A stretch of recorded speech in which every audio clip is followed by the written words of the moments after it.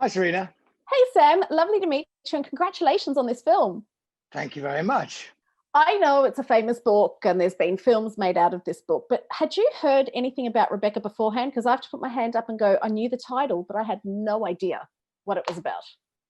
Um, I wasn't sure what it was about, but I've watched all of Hitchcock's films in the past, and I've read some of Daphne Du Maurier's other books. But it was the first time I'd really,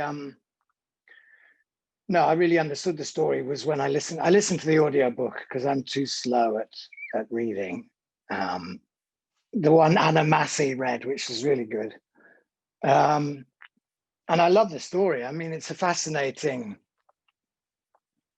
psychological thriller, isn't it? I mean, it's a great Yeah. story.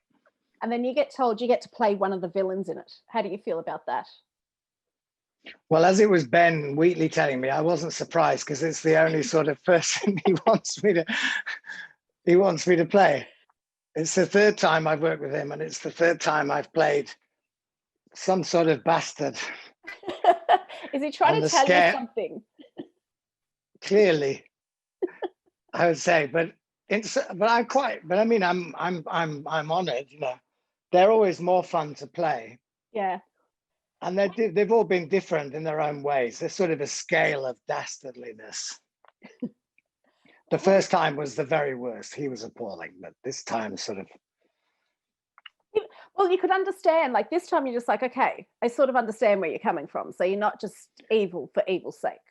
No, you know, he has his, you know, without giving anything away, he has his, he suspects that Maxim de Winter isn't quite all he's making out to be. And my character, Jack Favell, is the cousin of Rebecca.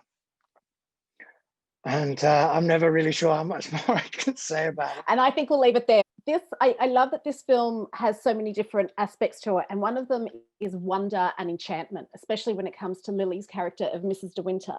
And I was wondering, when you first stepped on a film set, did you feel that wonder and enchantment? And do you still feel it now?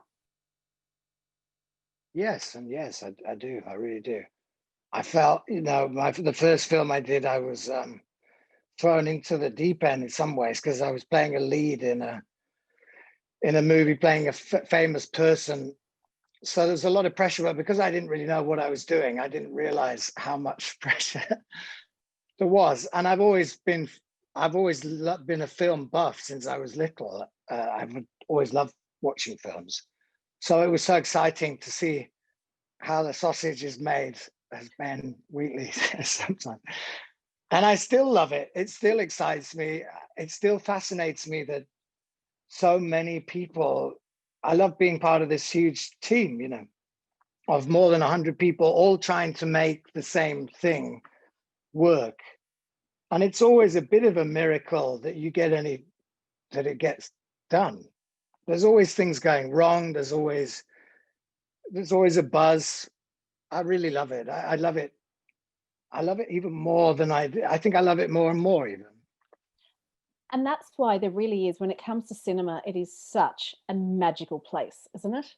Even if you're not making it, even just to be able to go to it. I really miss, I think now in lockdown, not being able to go to a cinema. It's great to be able to watch stuff at home on TV. Love that. But just being able to go to a theatre and watching it before you. I'm living in Berlin, so I went to the cinema last week. Although it was the first time for a while, we went to watch a kids' film with. What was that like, Sam? To be able to actually go into a cinema? It was great. It was weird, you know. I mean, but they had. I don't know how they're doing it in England. I think they've just closed them all, right? Actually. But, well, in Ireland they've closed at the moment. Yeah. Oh no, that's. Yeah, it was lovely, and my son and the friend that we took, they just absolutely love it. You know, it is magical. It's a treat for kids. I used to love it. You know, they've been ever since TV, or even, you know, when cinema turned to sound, they said that was the death of it. Yeah. It'll change, you know, it'll just be different, but it will come back as long as people want to go and watch stuff. You know, it's going to be rough for a bit. But in the meantime, thank God for Netflix, because we can enjoy films like Rebecca from the comfort of our Yeah, I own mean, in that couch. sense, we're kind of lucky. We've got a trapped audience. Exactly. Well, and because it's so good. So, Sam. Oh, well, I'm glad you enjoyed it. I really love it. I think it's great. I really do. Well, it was great to chat to you, Sam. All the best. Thank you. And you.